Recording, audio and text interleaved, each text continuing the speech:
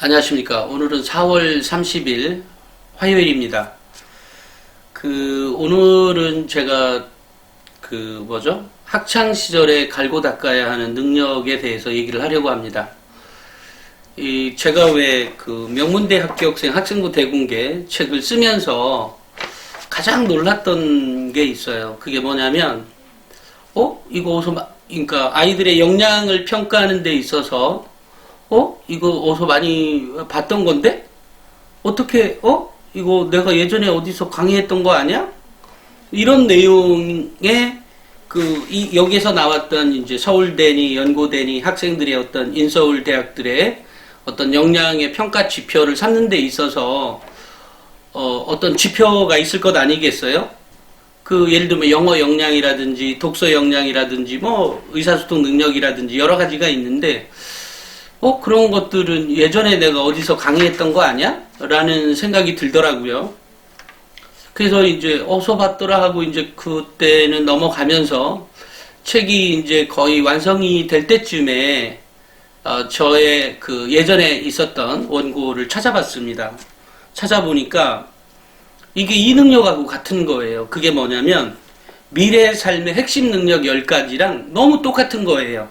바로 그 지점이 아이들의 역량의 평가 지표다라는 것을 알게 되었던 겁니다.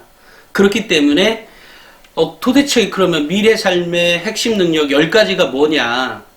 그런데 이것 전에 한 5, 6년 전에 한국직업능력개발원에서 직업인들 14,000명, 그러니까 직업인들이라고 하면 의사도 있고 이 연구자들도 있고 또는 증권업계의 사람들도 있고 이런 모든 사람들의 그러니까 모든은 아니죠. 어쨌든 14,000명이니까 굉장히 많은 범주의 사람들에게 도대체 직장에서 필요한 능력은 뭐냐라고 물었을 때 첫째 가장 중요한 이제 능력 순서대로 제가 얘기를 먼저 해볼게요. 그게 뭐였냐면 첫째는 의사소통 능력. 그러니까 모든 직장인에서 제일 먼저를 쳐주는 게 의사소통 능력이다. 그러니까 이게 5.0 만점에 4.0을 차지할 정도로 가장 높았습니다. 그 다음에 이제 두 번째가 뭐냐면 대인관계 능력이에요. 그러니까 대인관계 능력은 당연하죠, 그죠? 우리도 어디서 직장에서 근무를 하든 무슨 연구를 하든 이런 거에 있어서도 대인관계 능력이 필요한 거죠. 그 다음에 이제 또 필요한 게 뭐죠? 그 다음에 이제 문제 해결 능력이죠. 근데 이 문제 해결 능력은 사회과 수업에서도 나올 수 있고 수학 수업에서도 나올 수 있고 있겠는데 어찌됐건 이게 총 8가지 능력 중에 세 번째에 차지해요. 문제 해결 능력. 그 다음 네 번째가 뭐냐면 조직문화 이해 능력이에요. 조직문화의 이해 능력이니까 어쨌든 회사 분위기도 파악하고 이게 이제 직장인들이 갖고 있어야 되는 능력인 거죠. 그 다음에 또 필요한 게 뭘까요? 자기관리 능력이죠. 자기관리 능력. 이 자기관리 능력이 있어야 자기가 아침에 출퇴근 시간도 마찬가지고 또 자신이 굉장히 화가 났을 때도 어쨌든 그것을 적절하게 해소할 수 있는 그런 능력이 있어야 되지 않겠어요? 그 다음에 6번째 능력이 정보기술 활용 능력. 지금은 우리가 이제 웬만한 자료들은 다 인터넷에 다 있다는 거 아니겠어요? 그러니까 정보기술을 어떻게 빨리 캐치해서 그것을 빨리 자기 거에 소화시켜서 다시 내뱉어주는 이런 활동, 이런 연습들이 필요한 거죠. 그 다음에 이제 7번째가 수리 능력. 그러니까 이 수리 능력도 어떤 직장을 갖고 있든 이 수리 능력은 필요하겠죠. 때에 따라서는 통계학 쪽에 갔다 해서 이 수리 능력이 1번으로 갈 거냐. 그렇지는 않을 것 같아요. 그때도 역시 의사소통 능력이 아까 제가 말씀드렸던 의사소통 능력이 1번이겠죠. 그 다음에 맨 나중에 이제 8번째가 진로개발 능력입니다. 그러니까 이 진로개발 능력이 있어야, 그러니까 지금은 이제 평생 직장이라는 말은 없지 않겠어요? 물론 일부 직업은 평생 직장이 있을 수 있습니다. 그렇지만 이럴 때 나의 진로를 바꿔서 또 다른 직업을 가질 수 있는 이런 역량치를 나타내는 거죠. 이래서 진로개발 능력입니다. 이렇게 해서 직장인들 14,000명을 대상으로 조사를 해봤더니 좀 전에 얘기했던 이런 능력들, 의사소통 능력, 대인관계 능력, 문제 해결 능력, 조직문화 이해 능력, 자기관리 능력, 정보기술 활용 능력, 수리 능력, 진로 개발 능력, 이것들이 필요하더라. 이건 직장인들을 대상으로 한 거예요. 자, 그러면 미래 삶의 핵심 능력 10가지라고 그래서 이것은 많은 언론에서 나왔던 얘기인 것을 제가 다시 정리를 하고 그 정리한 것을 제가 이제 어디 가서 우리 시대의 진로 직업인가, 우리 시대의 진로와 진학인가요? 이런 거 강의할 때 자주 썼던 그 페이퍼인데요. 여기에는 10가지가 뭐냐면 이 의사소통 능력, 좀 전에 얘기했던 직업 능력 개발, 직업인들에게 필요한 능력과 거의 유사한 게 있는데 한두 개는, 두 개는 좀 더 이제 또 다른 능력이 필요했던 거죠. 미래 삶의 핵심 능력 10가지는 뭐냐면 의사소통 능력입니다. 첫 번째가 이 의사소통 능력은 여러분들 혹시나 이게 대입에 무슨 관계가 있어 이렇게 생각하시는 분들이 있는데 있을지도 모르겠어요. 대입에서 매우 필요합니다. 아니 학생부 종합전형에서 매우 필요한 능력입니다. 의사소통 능력이 얼만큼 있느냐에 따라서 이 아이의 역량이 평가가 달라집니다. 그런데 예를 들면 만약에 여러분들 자녀가 이과 계열이라고 하면 뭐 화학과도 있을 수 있고 물리학과도 있을 수 있고 반도체 공학과도 있을 수 있고 있을 것 아니겠어요? 그 반도체 공학과에 가서 이 각 학과마다 이제 요즘 홈페이지가 있지 않습니까? 홈페이지에 우리는 이런 능력을 길러준다라고 하는 어떤 인재상, 그러니까 우리 학과에는 이런 인재, 우리 학과에 들어오면 이런 인재로 키워집니다라고 하는 인재상 같은 게 있어요. 그 인재상에 1, 2, 3 안에 꼭 들어가는 능력이 뭐냐면 의사소통 능력입니다. 놀랍죠? 사실은 놀라운 게 아니에요.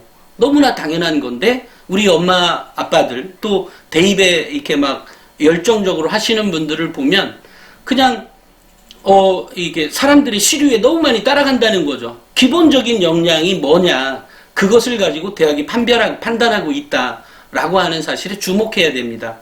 그렇기 때문에 수업 시간에서도 의사소통 능력을 내가 어떻게 발휘하면 좋은 건지, 또는 뭐라고 하죠? 또 뭐 있지? 뭐가 있을까? 예를 들면 이제 발표력이 있다든지 이런 것들이 다 의사소통 능력 안에 범주에 들어가는 거죠. 근데 가만히 보면 학교 생활을 하면서 발표를 아무나 시켜주지는 않죠. 가끔 수업 시간에 아무나 할 수 있는 발표가 있을 수 있는데 저요, 제가 하겠습니다, 이렇게 손들 수 있는 아이가 필요한 거죠. 그죠? 이런 것들이 다 수업 시간에 있는 겁니다. 그리고 이런 발표력은 아이들이 무슨 뭐 학술제라든지 또는 여러 가지 어떤 동아리 활동에서도 충분히 드러날 수가 있는 거예요. 의사소통 능력은. 그러니까 수업 시간에서도 의사소통 능력이 보이는 거고 수업 외 활동에서도 보이게 되는 거죠. 의사소통 능력이 그만큼 중요하다는 겁니다. 그 다음에 이제 의견 조정과 거절 능력. 그러니까 의견을 조정할 줄 알아야 되는 거죠. 서로 간에 첨예하게 어떤 문제가 닥쳤을 때 그것에 대해서 의견을 조정하고 또 이것이 적절하지 않다라고 판단이 들면 늘 거절해야 되는 거죠. 친구들이 다 같이 누구 왕따 시키자고 할 때, 그죠? 그것을 거절할 수 있는 능력이 필요한 거죠. 거절뿐만이 아니라 그것을 해소시켜줄 어떤 그런 책임감이나 그런 역량이 있는 아이라면 당연히 대학은 매우 우수한 아이라고 선택을 할 수 있는 거죠. 그 아이를. 그리고 물론 그렇게 하기 전에 반드시 학교생활기록부에 기록되어 있어야 되는 거죠. 그 다음에 이제 또 중요한 것은 타인과의 공감 능력입니다. 그러니까 이 공감 능력은 아까처럼 뭐 대인관계 능력하고도 약간 관계가 있지만 그것보다도 대인관계라기보다도 조금 더 폭넓은 개념이 있는 거죠. 그러니까 공감 능력은 내가 누군가하고 대화를 나눌 때 누가 아프다고 하면 내가 아파할 줄 알고 누가 좋아하면 나도 즐거워할 줄 알고 이런 게 공감 능력 아니에요? 그러니까 이런 공감 능력은 사실은 어디에서부터 나온다? 그죠? 가정에서부터 나온다. 그러니까 이 아이가 이런 공감 능력을 싹트게 하려면 엄마나 아빠하고 아이가 대화를 자주 나눠야 되는 거죠. 눈을 쳐다보고. 그리고 나도, 엄마 아빠인 나도 이 아이에게 공감을 해줘야 되는 거죠. 이래야 이럴 때 이렇게 자세를 듣는 거구나, 이렇게 얘기해 줄 수 있는 거죠. 그래서 타인과의 공감 능력이 세 번째입니다.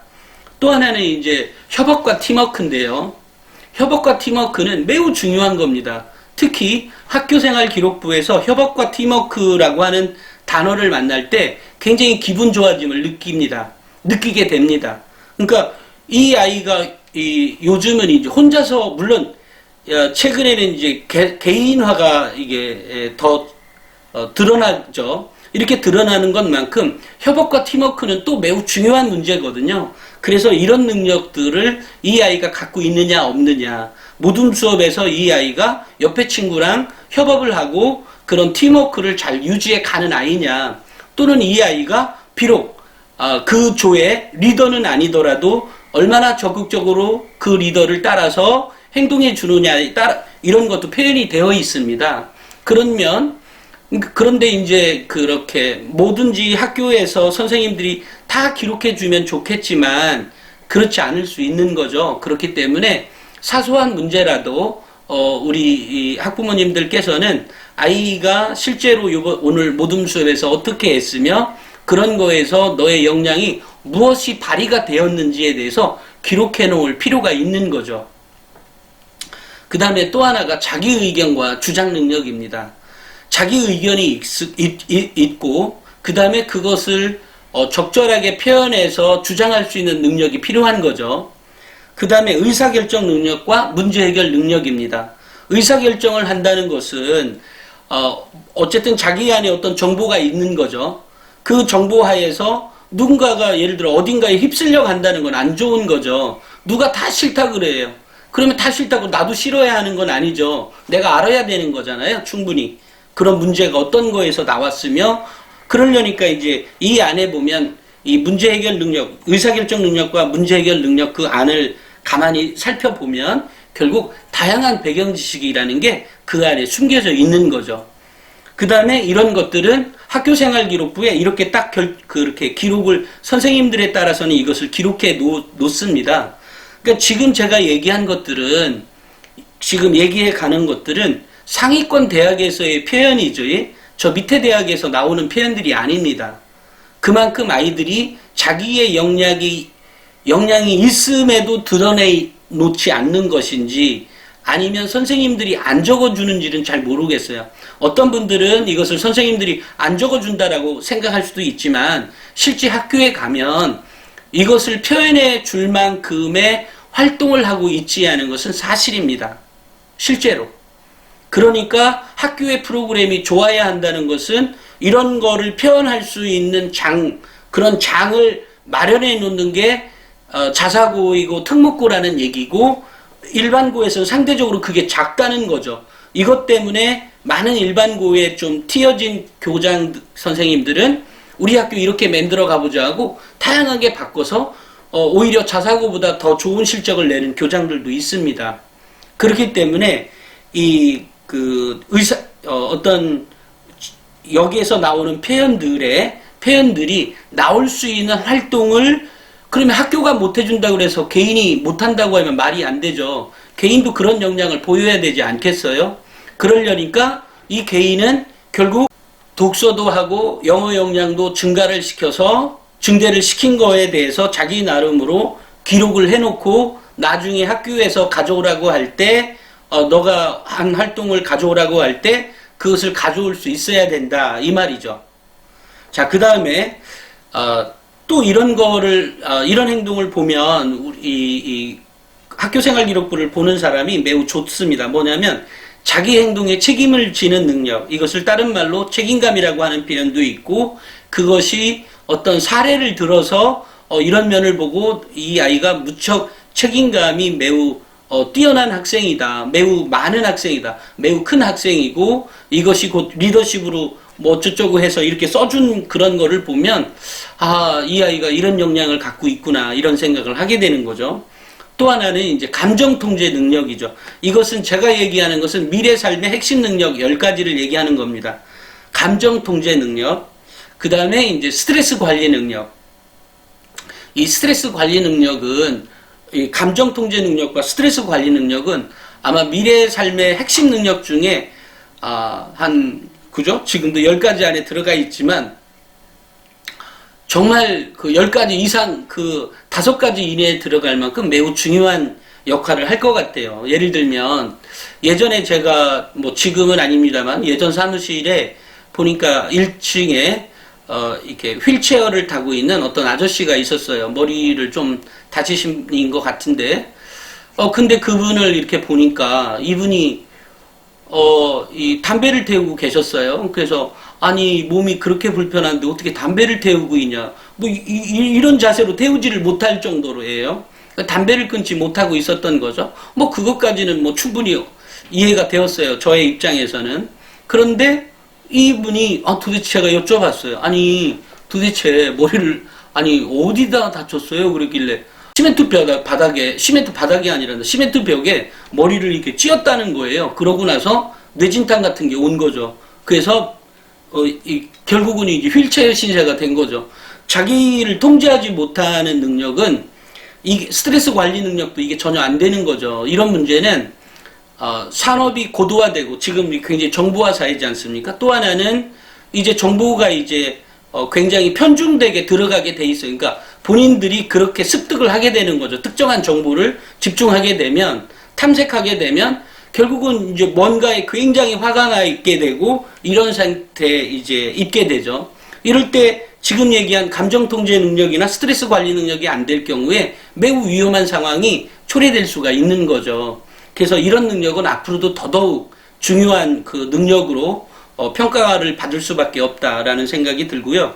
그 다음에 마지막으로 필요한 능력이 뭐냐면 비판적 사고 능력입니다. 이 비판적 사고 능력은 제가 누차 그 다음에 최근에 뭐 한양대학교 입학팀장이 나와서 얘기했듯이 비판적 학교생활 기록부를 쳐다보는 것은 이 아이가 비판적 사고 능력이 얼마만큼 있느냐, 역량이 어느 정도 있느냐를 보기 위해서 학교생활 기록부를 쳐다봅니다. 세특사항도 세부 능력 및 특기사항이죠. 학교생활 기록부를 이렇게 보는데 그 핵심은 비판적 사고 능력입니다. 라고 이 표현을 해서 제가 영상을 찍은 적이 있었죠. 이런 것처럼 이 미래 삶의 핵심 능력, 이 10가지에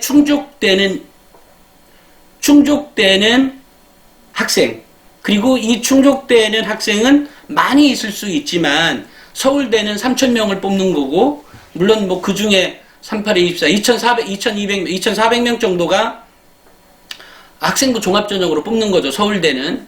되니까 결국은 이 능력의 정도가 이런 능력으로 준비하는 학생들은 많이 있을 거란 말이에요. 그런데 이 능력의 정도가 어떻게 표현되어 있느냐. 그리고 이 능력의 정도가, 그죠? 이게 역량이라 그랬지 않습니까? 이 역량이 어느 정도냐에 따라서 이 아이의 학생부 종합전형의 합부를 좌우한다. 물론 이것만이 아니라 이것은 여러 가지 역량 중에 하나예요. 여기 플러스 여기에 성적이 들어가겠죠. 그죠?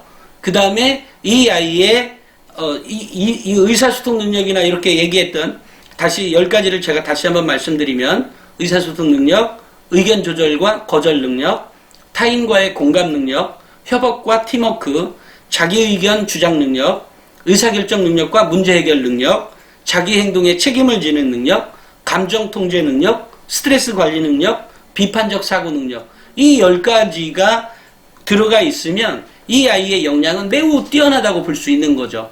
그래서 성적 플러스 여기에 11번째 성적, 12번째 영어 역량, 그 다음에 13번째 독서 역량.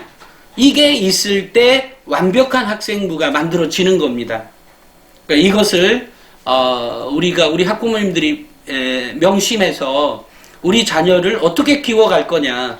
이것은 어느 한날에 생기는 게 아닙니다. 오랫동안 시간이 걸리는 일이거든요. 이런 능력이 한 날 다 생기면 좋게요. 그죠? 성적도 3년 내에 성적 아닙니까? 근데 성적이 더 좋은 애가 낫겠냐? 아니면 좀 전에 제가 얘기했던 10가지 능력을 갖고 있는 애가 우수한 아이겠어요? 성적 1등급 있는 애가 우수한 아이겠어요? 성적 3등급이면서 이런 능력을 갖고 있는 애가 훨씬 더 우수한 능력이 있는 아이가 될 가능성이 매우 높은 거죠. 대학의 입장에서 판별을 해보면. 그죠? 그래서 오늘은 제가 학창시절에 우리 학생들이 갈고 닦아야 하는 능력은 사실 우리 엄마 아빠들이 모르는 문제들이 있는 게 아닙니다. 다 알고 있는데 이것을 어떻게 해 갈 거냐, 어떻게 해 갈 거냐는 제가 말씀드렸다시피 아이하고 대화 나누고 그 대화에서 이런 능력들이 나올 수 있게끔 끄집어내주는 것들이 평소에 필요한 거죠.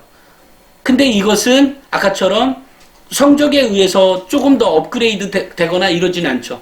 독서에서는 업그레이드가 될 수 있고요. 또 하나 영어 역량에서도 어느 정도 업그레이드가 될 수 있고요.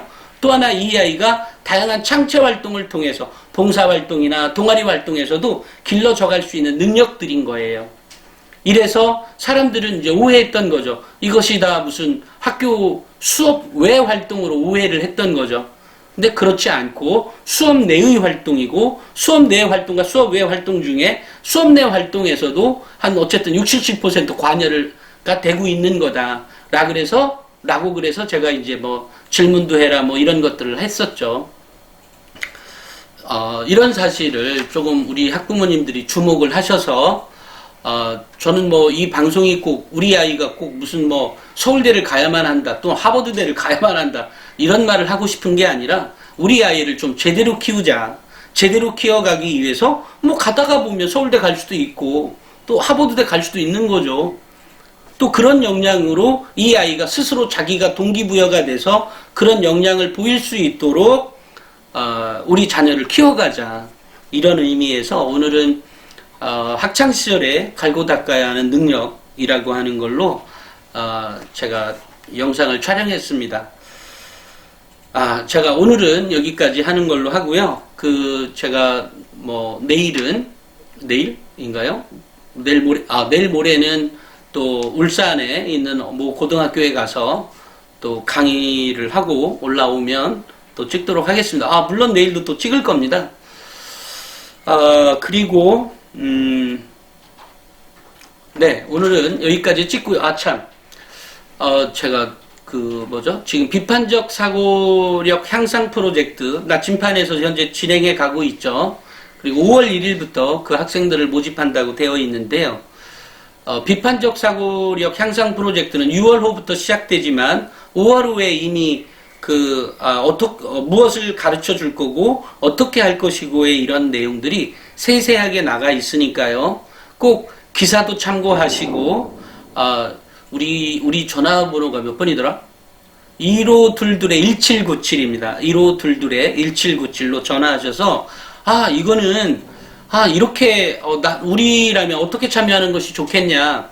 이게 이제 중고등학교에 포인트가 있는 거고요. 이번에 하는 것은 그러니까 중고등학교에 나침반 36.5도에 일단 가는 거죠.